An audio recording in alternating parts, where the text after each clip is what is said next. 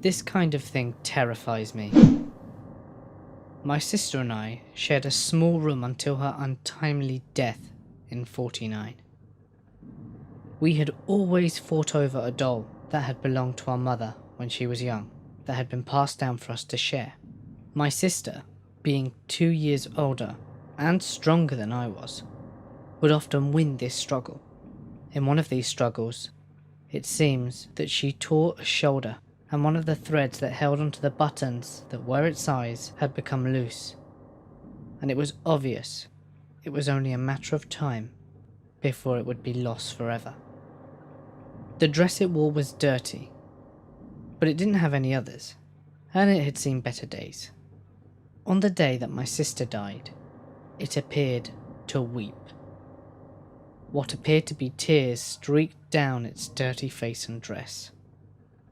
I mourned the loss of my sister in a similar fashion. I never moved the doll from its place on her bed, where she last left it. As I got older, my parents had grown tired of the grieving. They eventually began boxing up her things that were no longer useful to me, and things that none of us could barely look at for any longer. I was not at home when they started packing the doll into the box that was destined for the basement. When I returned, the doll was in its place on the floor where the bed once was. I thought it odd that they would leave the doll as it was, and at that point I was 17 years old. Several days later, my mother came calling on me. My now, or then soon-to-be husband, Bob, had arrived to pick me up for our date. She looked at the doll in its place on the floor, at first with curiosity in her eyes. I remember this quite vividly.